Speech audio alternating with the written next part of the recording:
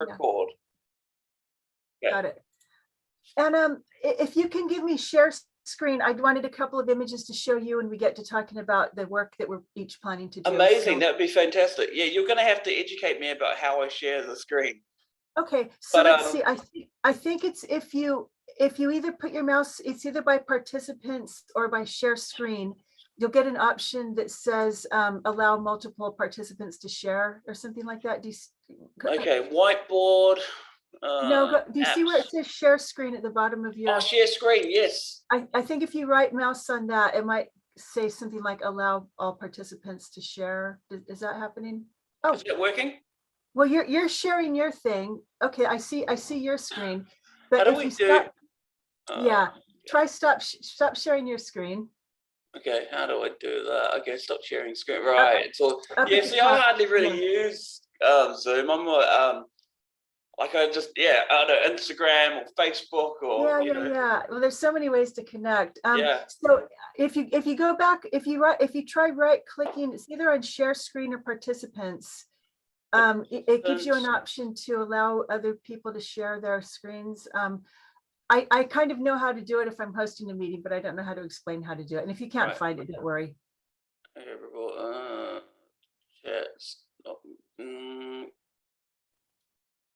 Oh my God, invite? Hang on. No. Try going to the participants and see if you right mouse on that, if that lets you, gives you any options. But if it's not, don't worry about it, Freddie. No, it's just got invite, and then it's got share screens, and then hang on, multiple participants share spontaneously. Yes. Would that work? Click on that one, and okay, good, that's it. So I'll be able to share a couple of images. Yay! Should we introduce ourselves? Pardon? Should we sort of like briefly introduce ourselves? Yeah, you go first. You okay? Right. Or should I go first? Yeah. So I'm Fredrik Worrell.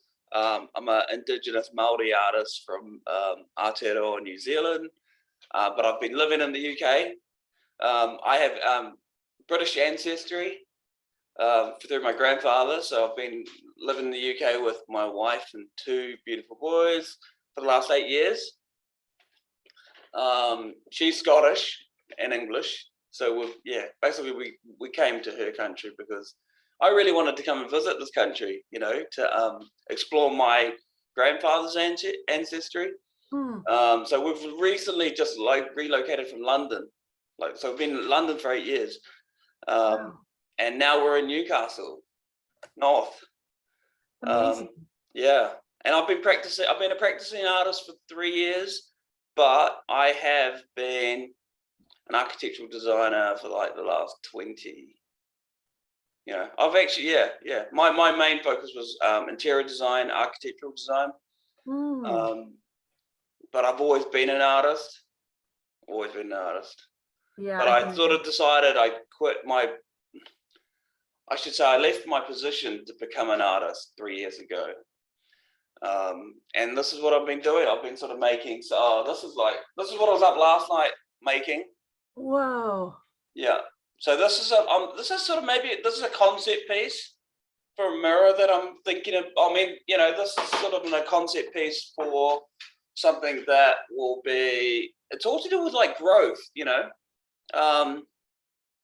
I really like the idea of having like for the school, having this thing where, because I do these mirror paintings and the reflections are very powerful. And I had this idea about like a guardian of the, like a taniwha or a guardian of the garden that helps the plants grow. Wow, I love it.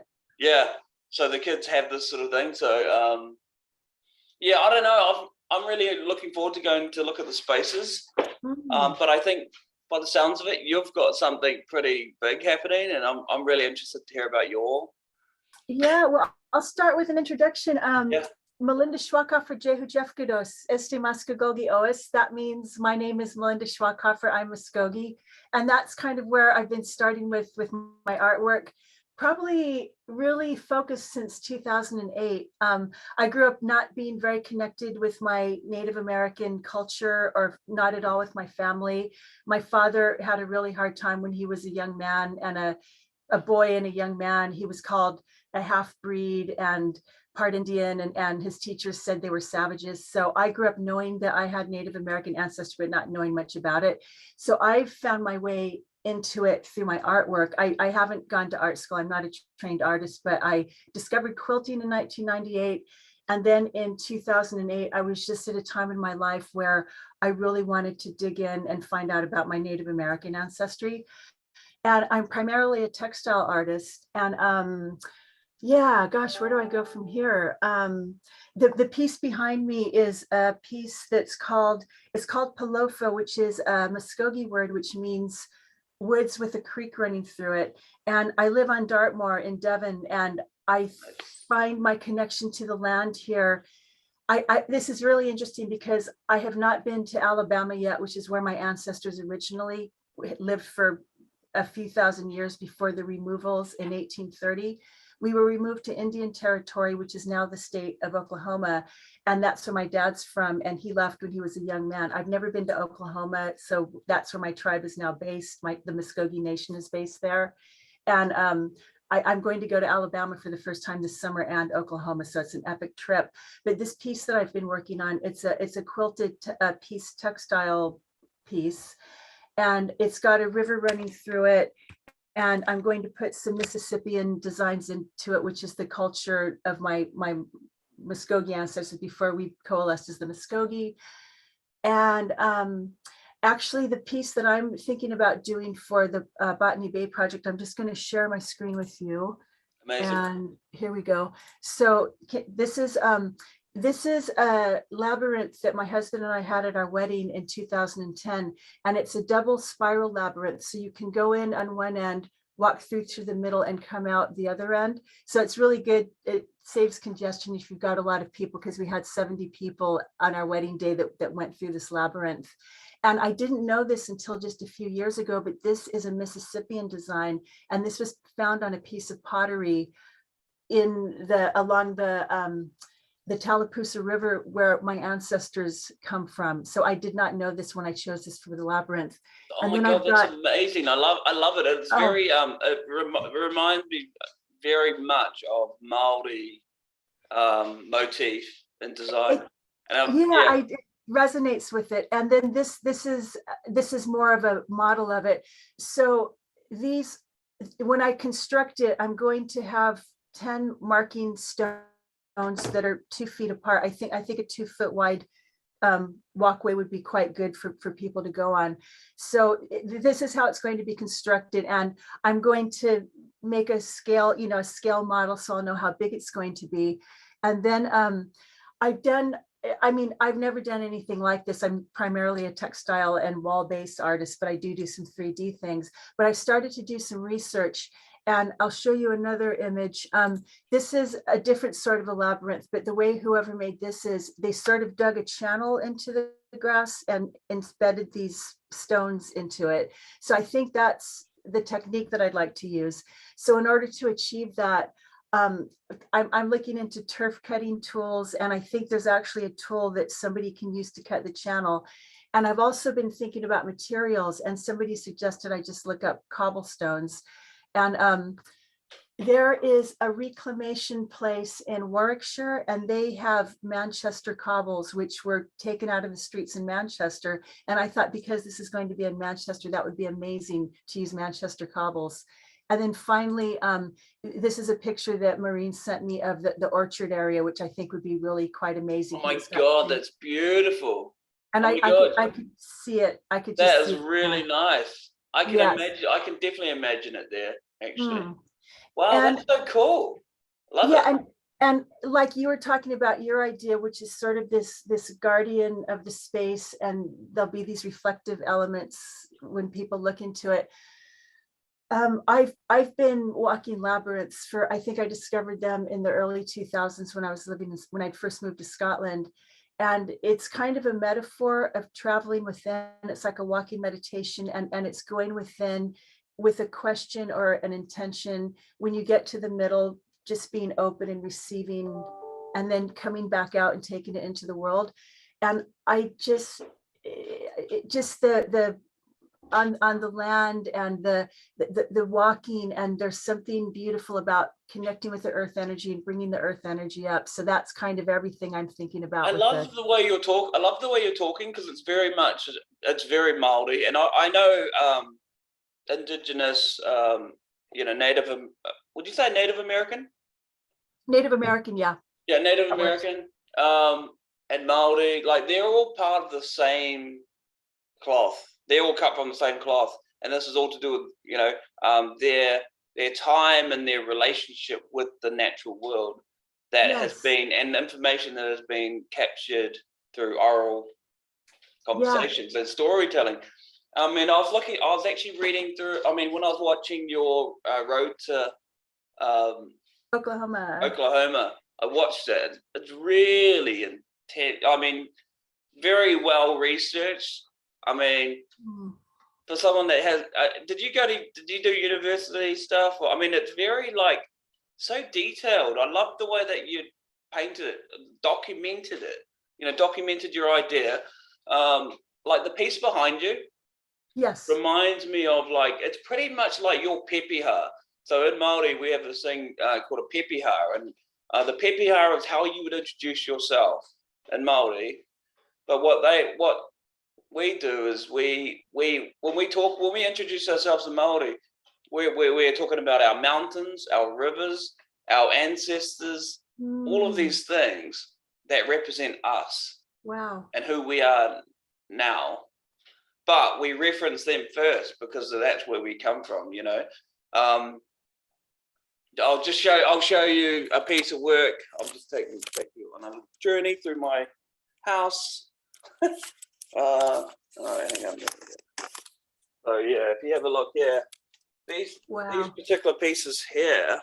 So this is a portrait of a friend of mine, one of my colleagues, and this is his pepeha portrait.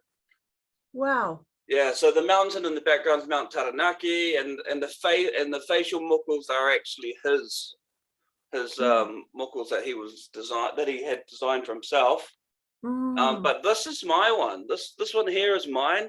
So in the background, I've got my mountain. Yeah. So that's my mountain. But then the actual the character in the middle is one of my tipanas. His name's Rawiri Tamanui, and he's basically he's the chief of my tribe. So that's sort of the way I captured him, and then these are obviously other people or portraits. Wow. But it's almost like, so that was my interpretation of that idea of what you're talking about in some ways, really. That's the way I see it, is you've got this medium, that's the way you've communicated it, and realistically, that is your connection with your home and your people. Yeah.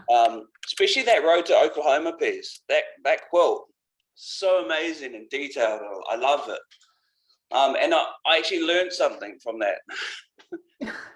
And that's why they made those quilts. I had no idea why. The patterns I had no idea about any of those, where those patterns came from. But yeah, that's where it was really interesting. Yeah, well, I don't, it's interesting because like I said, I discovered quilting and textiles in about 1997, a couple of years before I moved over here. And I've never been like a person who goes to quilting bees and joins quilting guilds. I kind of talk about myself as a lone wolf artist. I kind of stay in my studio and do my own thing.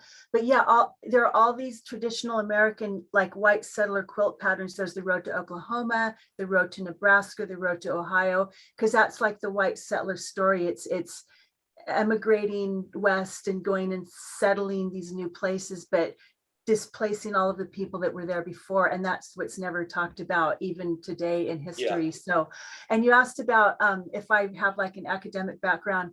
I mean, I did a master's degree in counseling psychology, and I had to do research and write papers for that. But I thank my mother for my inquiring mind, because I remember being a child and saying, you know, Mom, why is the sky blue? And she would come back to me in 2 or 3 days. She'd go to the library because we didn't have the internet in those days and we didn't have an encyclopedia at home. Yeah. But my mother always got back to me when I asked questions. And I just I like to know about things. I like to learn about things. And if I'm using things or images or talking about things in my work, I just want to be as accurate as I can. And you know, I don't, it's not that I would spread false information, but I just feel like it's my responsibility as an artist and a communicator to inform and educate when I'm doing that and just really be spot on. And I actually spent, I went to the British Library this Monday and I got a reader's pass and I want to get in there and there are a lot of maps and a lot of documents relating to the Muskogee and the southeastern people of the US. So I'm planning to go and do some research and make some more artwork kind of based on what I find there. Love it. Yeah. I mean, I'm on that journey too, actually, like, and pretty much my whole artistic journey has been that, like reconnecting. It's weird to actually have to leave my home and realize actually, you know what, especially with art, to really come up with authentic pieces of work, you know, it's really, they're almost, for me, they're memories of things that I remember. And I'm recreating, especially with the birds. I love the birds and nature and botanical forms, you know, plants. Yeah. There's a lady that I exhibited with in London. Her name's called Caroline Hands, and I'll send you her link. But you guys would get on like a house on fire because she does these amazing mural quilts as well. Wow. Very much like yours. Yeah. Yeah, I'll send you a link on Instagram. You should connect because she's in London and yeah. You guys have that craft in common. But I think it's almost like the medium in craft is changes when the purpose is about, you know, or the function of what you're trying to communicate. It does. And you said that when you do your work, you connect with place. Do you ever feel like you connect with other ancestors? But yeah, well, I think my whole journey started off like that because I entered in a competition back in Aotearoa, New Zealand. This was like 2 years ago, and it was all to do with like being able to paint one of your ancestors or tipuna, we call them tipuna, our ancestors, in any medium we wanted. And therefore I decided to do mine on a mirror. And that was pretty much, you know, the one I showed you in there, I actually made a larger one on a piece of flat mirror. It was like, you know, 90 centimeters with a gold frame and everything. And the idea was that when we look at it, when we look into the mirror at ourselves, we are actually looking at our ancestors. So in some ways it was, yeah, so it was very important to be able to see yourself in that mirror piece or that artwork. And then from there, it just went, and I've all the work that I'm doing, it's like, has that reflective quality, the reflection, very powerful ideas, I think, for me. And I invented the system of like painting on the convex mirrors with the alcohol ink, and yeah, I don't see many people doing it, so I'm really stoked. I'm really happy to claim that. And that was only through experimenting, you know, with mediums, and you know, I do paint on canvases and paper, but in architecture, I'm actually working on a piece with a group of indigenous artists back home, Lissy and Rudy Cole, and we're making a traditional. Well, I'm designing the structure. It's really their baby. It's their vision. They started this. They basically commissioned me to help them design the structure, temporary structure, lightweight structure that can be put up and taken down. But it's basically a traditional meeting house. So I'll show you that. Yes, I've seen pictures. But it's crocheted. Whoa, and that's wool, so cool. And neon wool. So all of the carvings, that are inside, they've crocheted. Wow. and bright neon pinks and yellows and blues, and pink's the predominant color because it's all to do with promoting the concept of joy and like we are here. Mm. So yeah, watch out for that in the next couple of years, because it'll probably end up in I would say in the Venice Biennale for sure. It sounds like it could travel. Yeah, it was sort of, the brief was to design this thing that could be packed up in a box, put up anywhere in the world. But their pieces are absolutely beautiful, and the kaupapa, which means purpose, is such a beautiful concept. It blows me away. I just feel so honored and blessed to be a part of their project. And it's like this, what you're talking about. And no one, like maybe 50 years ago, 60, 80 years ago, there was this thing in Bastion Point. It would have been 80 years ago. I think it was in the 1950s. Basically, the government kicked off all of the indigenous Maori people off the most primest real estate in the whole of Auckland, which is quite an to basically put multi-billion-dollar mansions, overlooking the harbour and all the stuff, and they basically, by force. So it's very fresh, not really talked about, and it was quite, it's embarrassing really that actually happened. And I can imagine that would be this, like from some of the stories I've been listening to through your YouTube channel. It's all the same stuff. It is. It's a very universal story, and what the thing I found really interesting, Freddie, and I don't know if you've encountered this, but when I show my work and I talk about my artwork in this country, I have so many people who say my Welsh grandmother wasn't allowed to speak Welsh. My Scottish ancestors were moved off the land, the clearances, the Roma people, the Irish people. Mine is not, mine is my personal Muskogee Native American story, but it resonates with so many people. And I think that's the real powerful thing.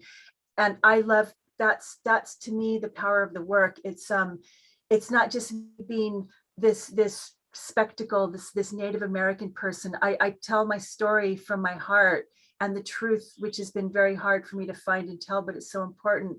And I think when you speak and you make art from that place, it touches other people's hearts and it allows them to tell their truths. And I think that's the real most powerful thing about this artwork. This sort, making artwork from this place. Yeah, totally. It's so funny though. I'm looking at that piece of yours and I can see I don't know, when she was saying, when I was talking to Marine about it, she was like, because that's such a beautiful space, I could almost see light coming from, so obviously at the daytime, it's still doing what it's doing, but at nighttime, it would so you mean actual incorporate light into it? Oh, seriously? I don't know, do they... I know I only had a budget of £1,000, but like, me too. I would find you light sponsorship to try and make that happen, because I think that would be so powerful. How would that even work? How would that work? We would just, I don't know, writer, who would we use? I'm just thinking, in New Zealand, I know everybody, but, most of the manufacturers. But it's almost like getting like a sponsorship from like a hardware store or a lighting, someone that's local to the community, so they can have their name on it. But how would that physically work? How would you physically incorporate light? I'm totally new to this. So how do you get like how I would do it? Bricks? Because you could have like waterproof lighting, but you could have strip lighting. Okay, but good strip lighting. No, it'll be like, I'm not sure what, not fiber optics, like fiber optic. And maybe solar powered? Solar powered would be cool. I don't know. These are all different things. I think it would be nice to have, solar powered. I probably would say they probably don't get as much light as you in this country. In this country. I don't know if you're taking your melatonin replacements, but I am. But I think there's a way. I don't know. Oh, I've just sort of put it out there. I just could see that. I could see the light with the leaves. I'm just visualizing at night or, in the evening. I don't know. It just adds another dynamic to it. But when there's a will, there's a way. And like for me, I connected with it doesn't really matter whether you have light or not. It doesn't matter. Beside the point, it's still an amazing, iconic form or sculpture. But I've got New Zealand native seeds that I was given by a professor at Nottingham, who gave me these New Zealand native manuka seeds. And I've got Corfi seeds. And these plants, back home are here. He's growing them here in the UK. So they've migrated from seed. And he's got these. So I'm going to donate these to the. Oh, what's this thing saying? It's saying remaining time.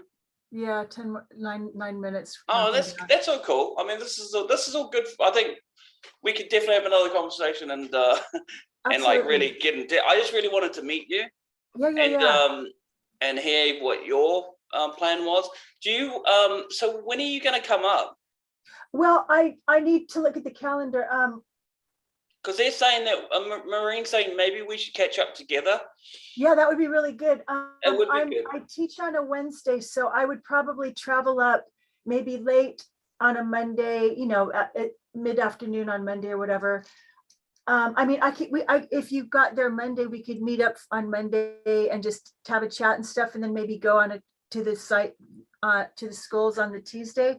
And I'd have to be back here Tuesday evening because I teach on a Wednesday. So we'd have to do it early Tuesday morning or something. Or Thursday would be an option.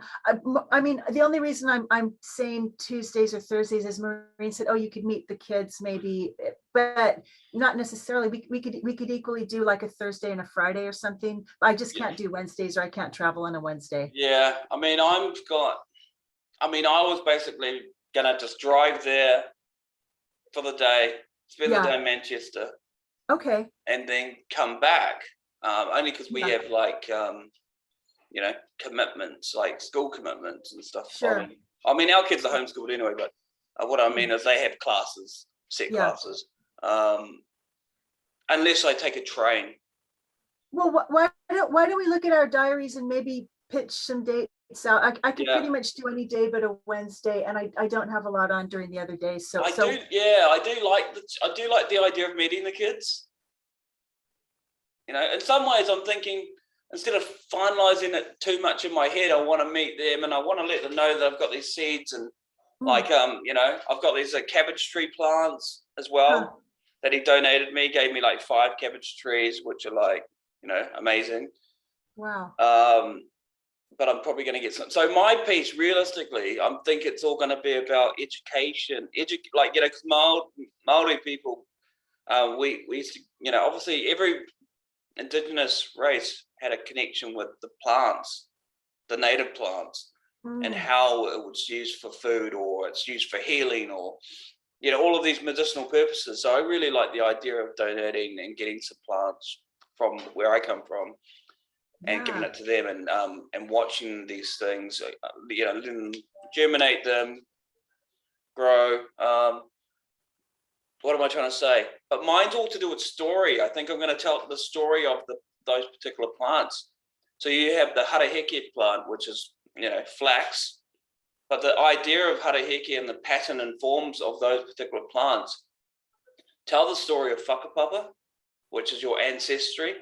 Right? So there's some really deep-rooted concepts in the forms.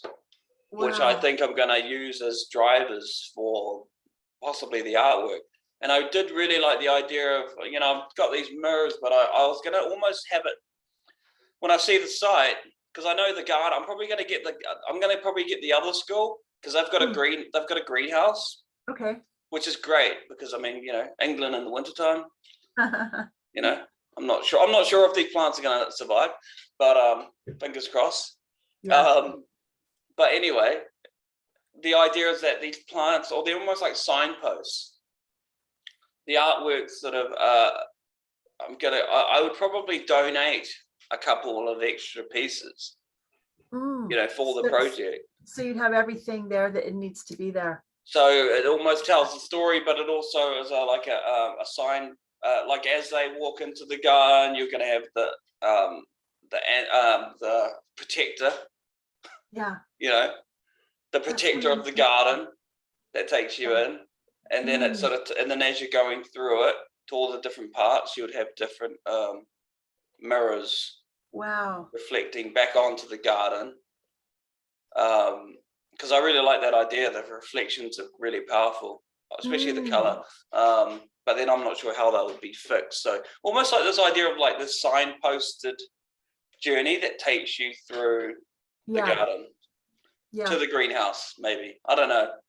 That sounds so cool. And I love the idea of the plants as carrying the story, and the plants. So did you grow up? I mean, do you speak the native language? Do you know your Not ancestors? really. You know what? I grew up with that thing where I was ashamed to be, only because when I was in my mum's generation, they were basically whipped and for speaking Maori, right? So that's crazy. But then in saying that, when I was younger, I was sort of teased at being like half-breed, and so I've had all of that, racism all the way through, really. Even what they call it, silent. Oh my God, what was in one of Michael's videos?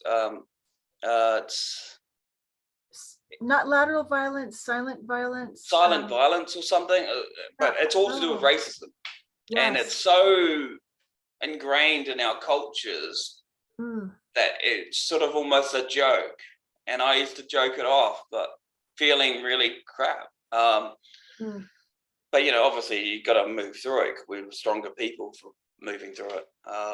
And you're obviously doing that, and your artwork is like it's so powerful. I'm just looking at the clock counting down. I know. So you're gonna. Why do we plan to meet there for a day or a half a day or whatever? I'll have to. I'm 5 hours away, so I'm gonna have to travel it the night before. And are you gonna be training or driving? Probably. I'd like to train because it's greener, but I don't know. I can do either. Yeah, I mean, I don't know Manchester at all, but the idea of having to go from one garden to the other. But I think it'd be really cool for us to document that process. Yeah. For us. Okay. So yeah, and I don't know. I'm keen to get started ASAP, because I'm like, the Wharenui Harekō project, I'll send you some information on that. I think you'll love it. It might actually inspire you to do something for you, Yeah, it could be like an interesting collaboration of ideas and cultures. And Wow. But I think also the Pepeha Toy project, I'm not sure if you're interested in that, but I'm basically doing an education. So where I've got a group of artists. I actually had a paid group where people paid me like £80 to do a month course for 2 hours a week. And we were making these Pepeha portraits. Okay. I know we're running short on time, I can see. And but basically I've created a group of about 30 artists from all over the world. Wow. Who are in this group. And there's no time frame, but at the end of it, it's really about creating what you've got almost behind you. Your own personal portrait of yourself and your whakapapa, your family. And then what we do is then we would have a virtual exhibition. So everyone's work from all over the world will be exhibited virtually. Gosh, that sounds so cool. That sounds really amazing. I love what you're doing. So yeah, if you want to, I could send you a link. I know that we're friends on Facebook now. Yeah, send me a link. That might be a nice one, just to drive, create a driver for maybe a new piece of work that you might want to work on. Yeah, that sounds awesome. So yeah, you just let me know, but I'd be super keen to get it going ASAP. Okay, well, I'll tell you what, I'll look at my diary and I'll send you some dates, and we'll arrange to meet up in Manchester, and we can decide if one or the other drives, or they might be I don't know how far the schools are apart, but one of us will have a car, or we'll figure out how to get from A to B. But Yeah. yes, I mean, worst case scenario, I'll train as well. Yeah. Okay, we have less than a minute now. I know, it's really awful. I think we should say goodbye. Yeah, I know, I rather don't than like it have either. the But rug pulled under our feet. it's so nice to meet you. Really Yes. nice to meet you and chat. And I look forward to collaborating with you in the future. And Absolutely. I'll send you some links and some connections for that lady, Carolyn Hands. Yeah. You'll love her. I'd like to hear about your wife's business too, because that sounds very interesting. Yeah. No problem. Yeah, she's Yeah. just written a book. Send me the link. Okay, to the book. cool. Yeah. All right. Chihi chadas, as we say in Muskogee. Yeah, ka kite anō. Bye. Bye.